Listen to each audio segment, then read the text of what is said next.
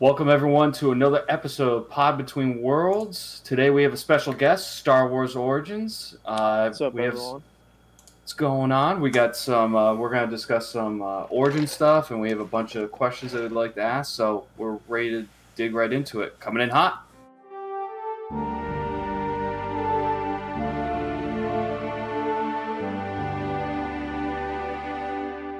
All right, Steve, what do we got? All right. So welcome everyone. We got our special guest, Star Wars Origins. He's our first guest on the podcast. What an honor. Super hyped to be here. Super hyped to be here. We're happy to have you, man. And we're ready to talk more Star Wars. But first up, we just got a small news piece that hit this week. If you haven't been checking the HoloNet lives, what you call it, Thrawn Ascendancy, Chaos Rising, an excerpt from Prologue came out, and it had the whole prologue, and it had some detail into some of the Chiss Ascendancy right off the bat. So I'll kick it back to you guys. What do you guys think of that coming out this week? Star Wars Origins, you got any thoughts, or you want me to? I'm like the Thrawn guy around here, so I can go last. You go first. Oh, you want me to go first? All right. Yeah. So it's just a little blurb. Looks like it's at the very beginning of the book, like we get for a lot of these books. I have to admit, like being the resident Thrawn guy, I wasn't super excited when this got announced because obviously, like most people, I'm more interested in what's going on with Thrawn after Rebels when he disappears with Ezra further down the timeline. So going backwards, I wasn't super thrilled, but reading this, got me pumped again. I'll take any Thrawn I can get. It'll be really interesting to see them break down the Chiss Ascendancy and what's going on in the outer, actually in the unknown regions, just to see the whole kind of Grisk breakdown. They also mention this race of aliens that was from Outbound Flight, the Vagri, Faagri, I think. So it'll be neat. For those of you looking to like prep to get ready for it, the Legends book Outbound Flight is kind of this version of like where you get an earlier Thrawn and learn a little bit about him from the Legends material. So I think they're going to pull a lot from that. So it should be interesting. I think it comes out in September, right? So you got time to read Outbound Flight if you're super interested. But it'll be cool. I've talked about it a lot on here.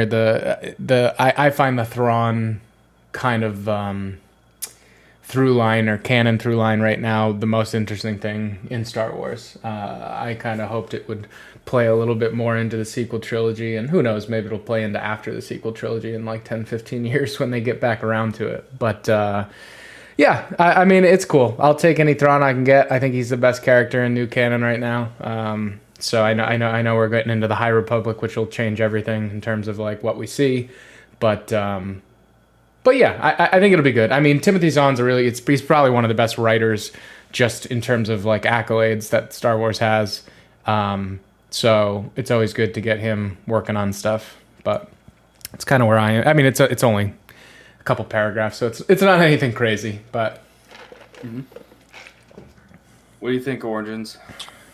Yeah, I think, like you said, I think it's going to be interesting to learn more about the Chiss race. Yep. Just because it doesn't show a lot of that in Rebels, and obviously he's a super dope character. Like he gives off the vibe of like Maul or even Snoke, just because he's not.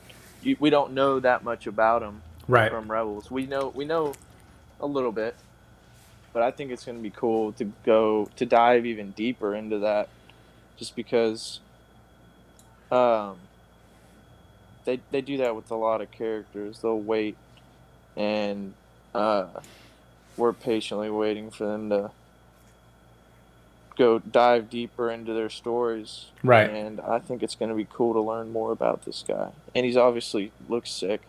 Blue skin, red eyes. Yeah, no, they're pretty badass looking. Yeah. Yeah, but yeah, like I said, he's a pretty solid leader, and what was the name of his fleet in Rebels? He runs I'm pretty sure. Yeah, so he runs the 7th Fleet. But his Star Destroyer is kind of the special thing, the Chimera, with like the neat artwork underneath. Yeah. Hopefully we get a little background on that artwork, because they did in the picture they sent, put a bunch of like, I guess it's the family flags of the Chiss Ascendancy. So yeah, like you're saying, it'll be neat to learn cool. about a whole new race that has like a power structure and everything. So yeah. I think that's what I'm looking forward to most with this. So. Yeah, I think you could get new fans. It'd be interesting to see I'm always interested to see if people get dragged in by different stuff. Like if there's Star Wars fans that get created because someone gives them like the Thrawn book and they don't know anything else about Star Wars. You know what I mean? And so they almost learn about Star Wars through like this Chiss Ascendancy and then find out about the rest of the galaxy. I always think like things like that are neat, because we always talk about like what are the first Star Wars movies you've seen. And that kind of colors how you see Star Wars. It'd be super interesting if someone just like randomly like their mom or dad gave them like a Chiss book and they're like, "Oh, this is awesome. What's this other stuff?" And then they go watch the 1977. Yeah. Which would be so really weird. Cool. Yeah, that's neat. Like, I think that's one of the only things that, or one of the things that Star Wars kind of only has, just like this total wide openness of where you could entry points. Of, which is neat. And another cool thing about him, he died same day or, it's got to be the same day as Vader, right? On the Battle of Endor? He's disappeared in canon, so we don't know where he is. Okay. In Legends, he actually takes over after Endor, basically kind of in the period of like Aftermath books and canon. He kind of is the one that like rings them all together. Yeah. Okay. Yeah, I thought that was cool. Yeah, he's certainly neat. All right, Steve. Any other news pieces or? No, not. I mean, there was small things throughout the week, but. Solo on Disney Plus. Solo on Disney Plus was another one. That's cool. Yep. Yeah, there was like I said, there wasn't anything super groundbreaking. There was the only other thing was there was a story, or Dark Legends, there was an interview with, there was an article on that, and they showed a picture of the Grand Inquisitor. Oh, and, yeah. Kind of like a Nosferatu looking thing. Yeah, it was kind of, it was different. I mean, Star Wars hasn't really dived into horror. Or, I mean, I was talking about this actually last night. Star Wars in particular hasn't dived into horror, and it hasn't dived into, I know Rogue One was a little bit grittier, but like we haven't really gotten a true like almost like a Saving Private Ryan kind of movie or like scene with Star Wars, at least on the screen. So there's a lot of opportunity for different genres. I mean, I think we saw a little bit with Solo as more of like an Indiana Jones kind of thing. You know what I mean? And then Rogue One, like you're saying, was a little grittier. And now we're getting Mandalorian, which is kind of westerny. So it would be cool. I mean, obviously they're not going to make movies of every genre, but there's a lot of room for like different stuff, different genres, which is neat. Yeah. Yeah, there it is. Absolutely. So so that was another thing that came out this week. I know that Dark Legends is coming out in August as well. Yeah. Yesterday, Lucasfilms are going to have a panel at Comic-Con. I think it's going to be all virtual, I think, just because of COVID. But they're going to have a panel with some of the authors that have done some of the books. All right. So that'll be kind of cool to see what they have to say, and where they actually specifically say where the projects are going in terms of books for Star Wars. So that'll be kind of interesting to see what's kind of on the horizon. Because right now at this point, we got some like fill in the gaps type stuff. We got Thrawn coming out, right? But we don't really have anything else in terms of like sequel trilogy or like just Mandalorian basically. Yeah. So it'll be very cool to see where that goes. So other than that, this week, I mean, if you haven't checked it out already, check out the HoloNet lives. I mean, I try to capture all the daily news that's going on, or the big pieces. So this week was kind of like there wasn't a ton of stuff going on. So gotcha. All right, cool. Let's get into our featured friend and learn more about Star Wars Origins. Yeah. Let's do it. All right. So we'll just kick things off. What got you? Tell us about yourself. Like, what got you into Star Wars? What was that magic that got you into the whole universe? Yeah. So I believe I was 5 years old when I first got into Star Wars. I was in the movie room. I was walking in the movie room to say what up to my dad. Sorry, guys. I got a call there. No worries. Anyway, I was walking into the movie room to say what up to my dad. I walk in the movie room, and he's watching this movie, and I'm like, "What are you watching? That looks really cool." And they're in the middle of blowing up the Death Star, and in the original one. So I'm like, "Holy crap, this looks sick!"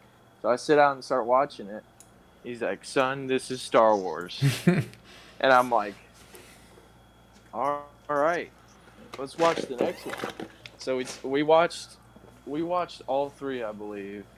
New Hope, Empire, and then Return of the Jedi. I think my favorite out of those was Return of the Jedi. Yeah, my man. Because Luke looked really sick in that. Yep. And we saw Boba Fett. But, I mean, that's literally how I came to love Star Wars, just by walking in that room. And my dad probably would have never told me about it. He probably thought I would have hated it. But that's... And then ever since, I've loved it. And Revenge of the Sith came out. What year did that come out? 2005 or 6, yeah. 2005. Okay. So yeah, that had already came out. So we watched those. Oh, so you got to go back and watch all the other ones too. Right. Yeah. Oh, that's awesome. Because it was a year before I actually discovered Star Wars. Gotcha. But I think those were my favorite movies, the prequels, just because they weren't oldies like the originals, and I found those a lot more appealing just because they were done temporarily in my time growing up. Yeah. So my favorite movie out of the entire saga has got to be Revenge of the Sith. Nice. The fall of Vader. Yep. Fall of Anakin Skywalker. Love seeing that on the screen. And I think that's about it. When it comes down to it, that's how I came to love it. How and when did you start the Instagram channel? That's how we met you through there. Yeah, I did that about 3 months ago, I want to say. 2 months ago. Yeah, me and my buddies were, I have a buddy in where I'm from that loves watching Star Wars. I actually got him hooked on it. Oh, nice. And he was like, dude, have you seen these Star Wars pages on Instagram? We should try this out. You could post some real good stuff. And yeah. He was like, we were talking about how they just post these repetitive memes and the Obi-Wan memes and all that stuff, and he's like, dude, all these accounts are just full of memes. If we wanted to start our own page with, actual information, character backstories and stuff like that, right, then we could do that and stand out. We could be unique. And that's how we thought of the name Star Wars Origins. Because if you follow us on Instagram, we post character origin stories. Yep. 2 or 3 times a week. And I really enjoy doing those because it doesn't tell you all the stuff that we can tell you from our page on the screen. So, for example, Commander Cody, I just posted that like 2 days ago. That was a great one because it's very interesting. Yeah, and it tells you it's their backstory. I read up on it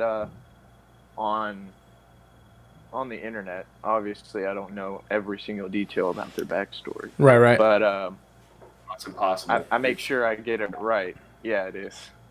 I make sure I get it right, so you guys are actually learning new and interesting things about these characters. And so that's kind of the path we went down with our Star Wars page. Yeah, I think it's paying off. I really like it. Yeah, that's cool. I enjoy it because I'm a big, obviously, like running the podcast and stuff. We read I read a ton of books, and spend a decent amount of time on Wikipedia because obviously as stuff comes out and you go back and you're like, all right, what happened there? You know what I mean? It's such a good source. But I think in general, for the 99% of people who aren't sifting through Wikipedia, like I enjoy yours because like I don't have to, like I just learn something or reinforce my memory of like what's going on with the characters, and I don't pick them. Right. You know what I mean? It's just like just the random spread you guys do is cool because like if you follow it, it's like it takes 2 seconds, right? It pops up, you're like, oh, Commander Cody, oh, I forgot Cody did that. You know what I mean? Like, or if you're not as into it and just are starting, it's such a good baseline for people to be like, oh, I didn't even know his name was Cody. Like, what's he from? And then maybe they end up watching Rebels because they're like, or not Rebels, like Clone Wars because they're like, oh shit, I didn't know he, you know what I mean? Like that kind of thing. So I think it's super helpful. That's our goal. That's our goal in doing that. So I'm glad that's actually the image, the leading image you used on that post. That was from Revenge of the Sith, wasn't it? Like it was. Just before Order 66. Yeah. But that's nice. Yeah, I mean, like Ollie said, I feel the same way. Like, it kind of reinforces your posts. Always reinforce like, oh yeah, forgot about this character. Like I haven't really looked at him in a while. Okay, cool. Like just like relearning and rehashing things, and then learning a thing or two, because obviously we don't this. Obviously, you're not just researching it 24/7. Yeah. Oh yeah. Right. And there's so much, you know what I mean? Like I go back and reread some stuff. Like I'm rereading the Aftermath series right now, but it's like I'll just reread it and go, holy shit! Like there's so much I forgot. You know what I mean? Like so, like I haven't read some of the books in 2 years, and when we'll talk about it, if something random comes up, I'll be like, yeah, I read that book, and then I feel like God, like I don't know anything about that. Like there's so much, It's a lot, man. Yeah. Big universe. Yeah, but that's cool. It gives you plenty of content. That's a good idea. Yeah. What's your fit? So you said Revenge of the Sith was your favorite movie. So then, what's your favorite character then, of the movies? I really, really, really like Boba Fett.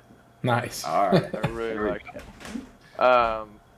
Like I said, when I first was introduced to Star Wars, I really liked Return of the Jedi because we saw Boba Fett, and he was just super cool looking to me. Yeah. And his voice, dude, like it's so sick. Yeah, through behind the mask, the vocoder, yeah. Yeah, and then I think my favorite Force user, if we're going like non-Force Force user, would have to be Kit Fisto, which is an unpopular. Oh, nice. Wow. That's a good one. Yeah. I really like Kit Fisto just because I've read up on him. I need to get. There's a book on Kit Fisto that features Kit Fisto. I should say it's not a story just about him, which is sad. But I find I posted his origin story, one of the first ones on my page. His story is really cool. He's a Natalan from the planet. What is it? Is it Natalia? Natalia? Are they from Glee Anslam? Glee, yeah. I think I was just watching Solo, and that's a planet they mentioned, and I forgot about the. Yeah. Yeah, that's the planet.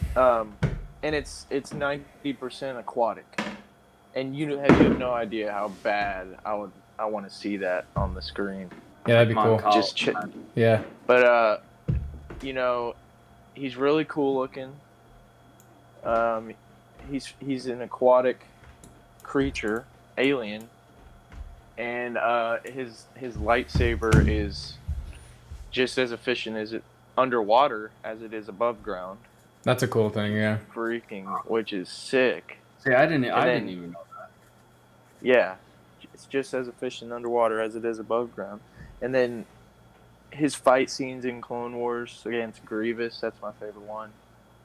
Yep. And obviously we see him in Attack of the Clones, Episode 2. Mm-hmm. I really wish we got to see him more, but I really like his character. So yeah, he looks cool to me. Backstory's dope. He was in that book where Luke Skywalker outlines a bunch of Jedi, right? In canon, is that the one you're talking about, or is he in another one? I could not tell you. I haven't read it. Okay, I think planning on reading it. Yeah, I think there's one. I think he's in it. Even if this isn't the one you're talking about, I think he's in this one too. I'll have to look up the name of it. It's like it's not really like a novel. It's like Luke's. It's almost like based on like an in-world version of Luke Skywalker's like diary, if you will. Yeah, yeah. And he basically. No, it's canon. He goes through. He goes through like the Jedi Order and like Mace Windu and Yoda and all the different, and he like comments like what he read about them individually, and there's some cool stuff in there. Oh, that sounds dope. I think Kit Fisto's in there. I know Plo Koon's in there. Like a lot of the kind of ancillary Jedi are in there, which is neat. I'll have to look up the name of it. I always forget because it's like not. I didn't get it because it's not a novel. You know what I mean? It's like it's almost like, remember in Legends they had like the Jedi Handbook or the Sith Way. It's like something like that kind of. But it has a lot of... Yeah, well, I enjoy reading. I would enjoy reading that. Yeah, I think it gets into some lightsaber forms, too. I might be mixing them up. There was a whole series in Legends of, like, Jedi training books or something that were kind of, like, in a way, almost like it's like an in-universe book, you know what I mean? Like, it's not written like a story, so... I'll look it up. We'll post it. Maybe I can put it on the YouTube video so people can put it in the description so we're not just leading people on. It is real, trust me. So is that your favorite, would you consider that your favorite origin story then too, or do you have a different story that you would particularly think is your favorite? Yeah, I would consider that my favorite. And just to get this correct, Kit Fisto uses Ataru, correct? The fighting style? I actually don't know. Yeah. I'm pretty sure he does. I'm pretty sure he shares that with Yoda, Qui-Gon, and Obi-Wan. But that's another cool thing. That's one of my favorite fighting styles, other than Juyo, which is Darth Maul's. Yeah. Oh, yeah. Yep. Because, they're using their opponent's power and aggression against energy. them. Yeah, aggression against them, which is super cool. It's pretty cool. Another one of my favorite origin stories besides Kit Fisto would probably be Emperor Palpatine's. Oh, here we go. Yeah. That one's a cool one. That's really good from Plagueis, the novel. Yep. I wish that's that was how I know so much about it, just by reading that book. Yeah, I mean, it still fits well into canon, to be honest with you. Most of it. It's interesting because that's, like you said, I mean, it's almost like the main characters is Plague. I mean, it's named after Plagueis, but it's really fully about Palpatine too. It's like it's about both of them. And it's interesting. He's probably the best in a weird way, not in a weird way, but like, you usually don't like the bad guy. He's probably the deepest character in Star Wars. Yeah, it's story. Pretty fascinating, yeah. And obviously, y'all know about the death of Plagueis. Yeah. Yeah. Yeah. And it mentions that in Revenge of the Sith when they're at the show. And the whatever that is. The tragedy of Darth Plagueis building. Yeah. with the bubbles going on, whatever it is. And he's sitting next to Anakin, and he's telling him the story of Darth Plagueis, and then he goes on to say, it's ironic because he couldn't save himself from death, and he just got through killing little smirk, yeah. Plagueis. He literally just left the hotel they were staying in. Yeah. And so if you didn't know this, they were staying at a hotel on Coruscant, discussing their plans for their future, Palpatine's future specifically. Mm-hmm. And obviously he's training Maul secretly. and he's at the hotel with Plagueis, and he's asleep. Plagueis is asleep. Palpatine shows up to the hotel, and he's set on killing him because he has to recruit Anakin Skywalker in this movie, obviously. And so he goes up to his bed. It's in detail, man, in this book. Yeah, it's a whole chapter. I actually haven't read this. I think book, so. Someone was saying I haven't. There's like I'll have to figure this out. But there is like until recently it fit into canon because he would have disappeared. Basically, Plagueis would have been alive in the Phantom Menace, and then this would have happened in between the Phantom Menace and Attack of the Clones. But recently, something came out, and I think it was in one of the Queen Shadows books. I haven't read. They mentioned something that hints towards Plagueis not being around at the time of Phantom Menace, which some people were kind of upset about because, like, Plagueis, while it wasn't considered canon, still fit, like, really well. So at any point, they could have, like, dragged it back in. I read the passage. I haven't read the whole book, so I don't want to, like, fully comment on it. I didn't get the vibe that they said specifically that Plagueis was dead. And Plagueis was always working in the shadows. Like you know, you've read the book, and, like, he was always kind of behind his alter ego. So it could have... I read it as, like... that Padme may... And people just may not have known about Plagueis. You know what I mean? At that point. Not that he was dead. Like, because Plagueis always kind of put Palpatine in front politically. Like, where he was the banker and just kind of this, like... basically mobster. Sure. And what I like to think, despite of... you know, the whole Legends canon thing. I love to think that Plagueis was alive throughout the prequels, and then he dies towards that night of Revenge of the Sith. That's what I love to think because it's such a cool it could be, story. What about the Rule 2 though? That's the first thing that popped up in my head is like how do you play all that then? Would you consider Maul and Dooku as like Inquisitors kind of a deal, or they were never? Yeah, I mean. The true rule of two is like there's really only a master and apprentice, and at that point it was still Plagueis and Palpatine. And the other ones are just pretenders. And whenever he tells Anakin to kill him, it wasn't because he wanted to see how powerful he was. He wanted to get rid of Dooku because he was clearly using Dooku in that movie to play out his big plan. Yeah, Dooku became an apprentice, right? But Maul never was. Maul was just like an assassin that he was using. He was never truly part of the... But why... So but can't you only take the Darth name if you're an apprentice, though? That's why I'm confused. Yeah, that he was giving him the illusion of being an apprentice to him. And it's not necessarily if you have Darth before your Sith name. It's not necessarily you are dead set on being my apprentice. It's how he controlled him. Palpatine. Yeah. He made Maul think that he was more important than he was to get the hate flowing, and he never actually had him in mind as an apprentice. He treated Darth Maul like shit. If you read that whole thing, you know, he got him when he was a boy from Dathomir, and that all happens in the book too, which is cool.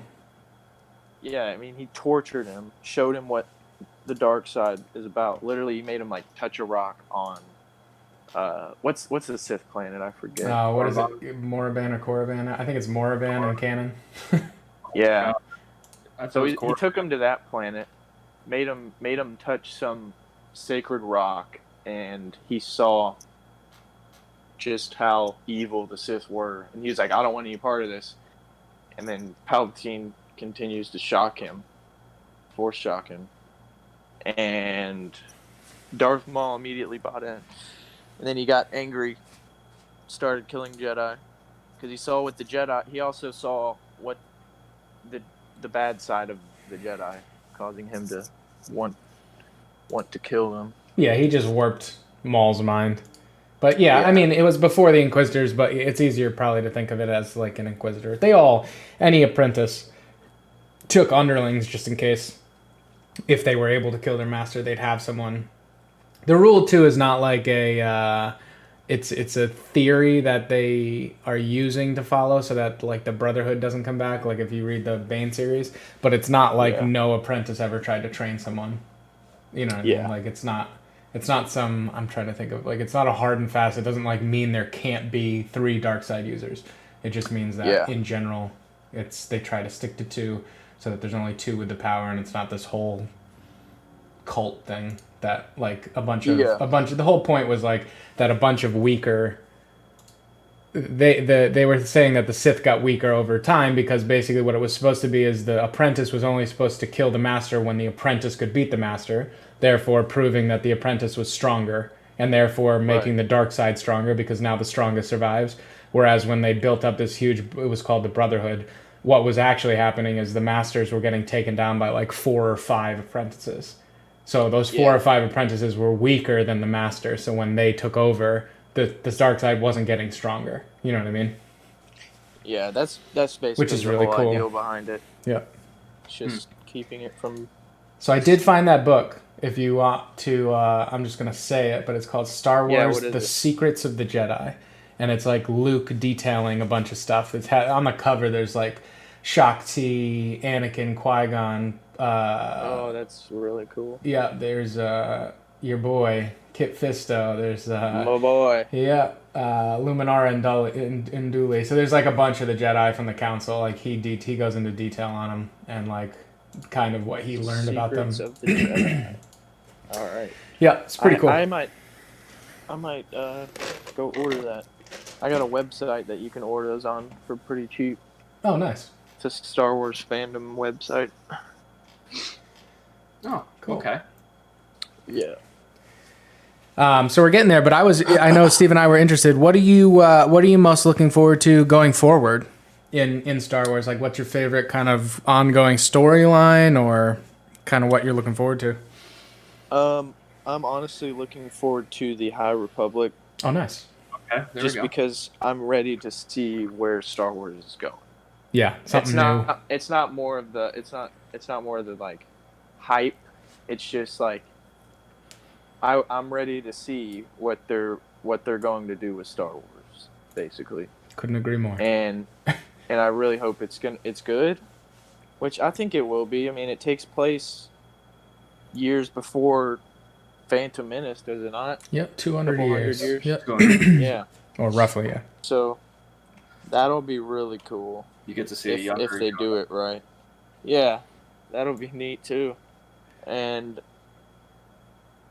I'm really excited to see the new characters, their arcs. Yeah.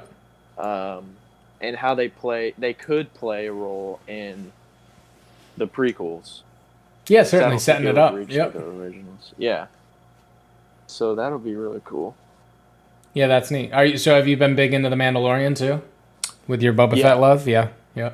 And when I saw, have you seen episode Gunslinger? Oh, obviously you have. Yep. Yeah. But they're tracking the assassin, helping the rookie bounty. He's helping the rookie bounty hunter, and then she dies, and then you see some stranger walk up to the body at the end of the episode, and you hear the jangle of the boots, and I know for a fact it was Boba Fett because they're in the same desert where he was thrown into the Sarlacc pit in Return of the Jedi. But here's the thing. Do you think it's Boba Fett, or do you think it's someone else? I know for a fact it's Boba Fett. If you listen to the boots, you can kind of see his cape, too. You can kind of see his little cape. They made it longer, too, which... The noise is the interesting part, too. It's like his helmet's noise. Yeah. I think what Steve's getting at is there's, in Aftermath, the books that take place after Return of the Jedi, they have, like... what do they call them? Interludes is what they call them in the books. So like it has the main storyline, right? And then like every 3 chapters there's just like it's like just an interlude, which is just this random 1 chapter story from like anywhere across the universe. And so it's heavily hinted in this 3, I think it ends up being 3 chapters over the 3 books. There's this guy named Cobb Vanth that ends up on Tatooine. And in the story, he ends up on a Jawa sandcrawler, and he buys from the Jawas Boba Fett's armor. Like, they don't say Boba Fett's armor, but they describe it in detail. And so that's the interesting point, is if it's Boba Fett's armor and it's Cobb Vanth, or it's Boba Fett. I mean, like, let me put it this way: it's detailed enough to make you think that that's what they're talking about, but they never say, like, I don't even think they say the colors of the armor, so it could be, you know what I mean? Yeah, so they left it pretty open, but it'll be interesting. Yeah, I'm ready for season 2, man. Yeah. When does that? Is November, October? It's coming up soon. So I'm pretty sure it's October. October? Yeah. Cool. Sorry to kill the vibe there, man. I just it's all good. I really want to see Boba Fett. I think you may. I think honestly, Mandalorian. Yeah, I think you may get. I think we may get both, which is a funny thing to say. I think you may get Boba, played by Tamora Morrison. Is that the guy who played Jango and did all the clones? Yeah. I think you may get Boba, but I think in a weird way, this is kind of a weird prediction. I think you're going to see Boba Fett's armor first, and I think that's going to be Timothy Olyphant, and I think that's going to be Cobb Vanth. But you're also going to meet Boba. Yeah. He's just not going to be in his armor. It was like a weird, like, double prediction of like both. But like that. Yeah. Like, you know. That's why we love Star Wars. Yeah, I think that'd be cool. But nice. Yeah, I think it would be cool. I think it would be cool to see that. Nice. Definitely check that book out. If the Aftermath series, it has a lot on. I haven't even heard of that until y'all said it. Honestly. Yeah, it's a three, right? Trilogy? Yeah. I'm reading the first one now. Yeah. It actually has a couple characters from the sequel trilogy in it. Like the... Oh, really? Yeah, so it's... Which ones? Well, Wedge is in it, and he shows up at the end. Okay. Snap. Yeah, Snap Wexley. Who's the X-Wing pilot, like Poe's buddy. Greg, he's played by Greg Grunberg, I believe. Yeah, that's his name. Yeah. Okay. He was in Lost. I'm trying to think what else. I think that might be the only. There might be one other character I'm forgetting about. Well, Han. I mean, Han, Leia. They bounce through. Yeah. But yeah, it's a cool trilogy. It's right after the Battle of Endor, and it goes all the way to the Battle of Jakku. Yep. So that'll be good then. It covers. That's a good little chunk of time right there. Yeah, it's also a good setup for the Mandalorian, because it's pretty much the gap between Return of the Jedi and where we pick up in Mandalorian. That's cool. Yeah. And you said it's just. It's called the Aftermath series. I think the first one's Aftermath. The second one is Life Debt, and the third one's Empire's End. Empire's End, yeah. Okay. So the third book is a lot on Operation Cinder and like just how the Battle of Jakku, how that all plays out a little bit from one perspective. So it's definitely worth a read. At the second and third books, at least, Ollie, you can tell me otherwise, but those two books I think are a lot better than the first one, in particular. I mean, I think wrapping up the whole thing. I think the first one's important to set up like the crew, if you will, of characters. But there's a lot of interest. Those interludes are cool. There's one with Dengar and this other bounty hunter called Mercurial. I love Dengar. Yep. There's a little thing with him and this other bounty hunter called Mercurial Swift. They mention Boba Fett in that. So like there's a lot of like those interludes are weird. There's a bunch of stuff that happens that it's just kind of scattered across the universe. So they don't have any Bosk references, do they? Or Bosk in person? Oh, that's a good question. There's a bunch of bounty hunter scenes. I'm like 3/4 of the way through the first one, and Bosk wasn't in the one bounty hunter thing I saw, so I'm not positive. There's a lot of interesting setups that I've been noticing. I'm going to do a video on it because, again, they came out before the new trilogy was all the way out and before The Mandalorian and before Solo. So there's a bunch of like little things like Dengar and Mercurial Swift are both talking about. Dengar's trying to get Mercurial Swift like, hey, now that the New Republic's in town, like we got to band together. I think it was like almost a precursor to the Bounty Hunters Guild. Like I think he's like pitching like we got to make this gild and stick together, which is, there's just like a bunch of little things like Chewie at one point mentions that they got that there's 3 Wookiees that they got off a Kessel in like an escape thing. I wonder if that's where they got the 3 Wookiees from Solo the movie. Like, I think there's a bunch of interesting tie-ins. So I wouldn't be surprised if Bossk was mentioned in the other one, because I know there's multiple bounty hunter little interludes. I just don't remember specifically. Yeah, that sounds really cool.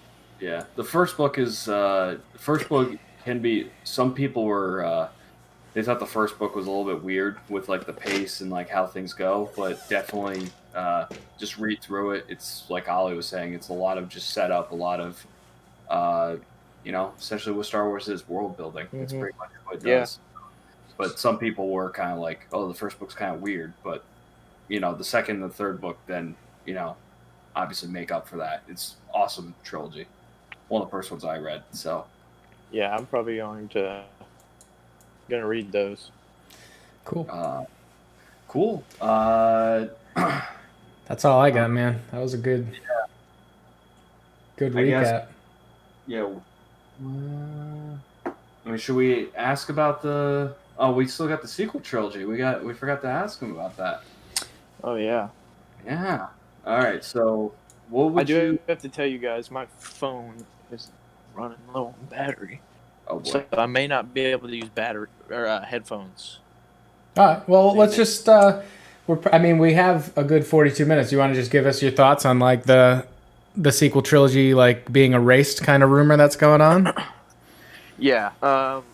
So I hear that and I think, what the shit? That was my first. I was like, dude, erase 3 movies that they've already released and has already been done. Yeah, let's just go ahead and erase them from existence. You can't do that. You can't just erase movies after you screw them up already. I hate the sequels, man. I really do. I really hate them. And Kathleen Kennedy, if you ever hear this, I really, really, really dislike you. Oh God! But you can't erase. You can't go make some 3 movies. Right. Force Awakens was okay. You can't go make 3 movies that literally don't explain half of their storyline. It doesn't correlate at all with the originals or the prequels. You can't go make those and then say, "Oh, dude, we fucked up big time. Let's go ahead and erase them. Let's go ahead and erase them and then make 3 more movies." I'm sorry, I get really heated over this. Oh boy. No, it's kind of where we were in terms of like, even if you don't like them, like you can't just go make 3 more, because then people aren't gonna like those either. Man. So. And you confuse every new, like the kids of our generation, of this generation, are never gonna know what it's like. Yeah. Because they make these crappy movies. Oh man. It's I know I've been kind of more critical of the sequel trilogy than Ollie has in some way, but it's definitely not I look at it from like a business perspective. It's just, it does not make sense because it doesn't. They made a crap ton of money off these movies already, but it's kind of they did. It's like, why are you gonna piss away all of that because of what you're saying? Like, you're gonna confuse fans. Like what Ollie said, you're gonna have fans that are gonna be, they'll probably not like the new movies. Gonna be like, oh, so the Star Wars franchise fucked up, so now we're gonna have to exactly redone version to appease fans. Like, exactly, what's done is done. Leave it there. You've already messed it up. Don't go mess it up again. Unless it's part of the ultimate plan. If to make it an alternate timeline. If that's what their whole plan was, and it was not their whole plan. It wasn't. But if it is, you know what? Disney, go for it. It's not. it's just that it doesn't make sense. It doesn't make sense from a financial perspective. It doesn't make sense from Star Wars is a very I think the people who didn't like the sequel trilogy, while there's like percentage wise, who knows, but there's a bunch of them that are vocal. There's a ton of people that loved them. So what are you gonna do? You're gonna remake movies and then you're gonna alienate the people that actually liked your stuff to try to appease to people who aren't going to like anything you make anyways. So it just seems like a bad business decision. Whether they were good or not. I might not like the sequel trilogy as much as like the other ones, but like it's still there. That's the story. Exactly. Yeah. And if they change that, it'd be like, what the why? Yeah, it's like if somebody wanted to go change the Bible. Oh God, that's a little too far. Too far. I'm a religious person. I do believe in God. Yeah. But it's like if they wanted to go edit the Bible, like you can't do that. It's set in stone. Right. You can't go do that. So just get it out of your head. You messed up. You can still fix it. I think they can. With this High Republic thing. You can't fix the Skywalker saga. You already messed that up. But yeah, just focus on like what's ahead of the future. Yeah. And maybe they need to make changes. Maybe Filoni needs to take the route, and Favreau, and they need to call George Lucas to come back, bring Daddy back. Well, the good news is, I'll tell you this: they're not erasing it. Like this is just a giant rumor. So it ain't happening because there's no way they're doing it. So and it's smart not to. I just wanted to give my thoughts on that because I thought that was probably the dumbest thing. Yeah, that you could think of. I was telling Steve, like I had heard of it for a long time. Like people had rumors about this for a while. I don't know what happened recently that made it kick back up again. But there's not a lot going on with Star Wars right now, so people probably just trying to look for anything. Yeah. Yeah. Like I just said this week, like going over news. Yeah. There wasn't a lot. So. All right. Cool. Well, hey, man, we definitely appreciate you coming on. Yeah, man. Thanks for having me. Hopefully we can have you on again in the future. Maybe once Mandalorian comes out, maybe we can chat about that. Yeah. Sure. I can get need to get the other guy on here. Yeah, absolutely. Yeah, thanks for joining us, Origins. We really appreciate it, and thank you to everyone that was watching and listening to this. We really appreciate the support.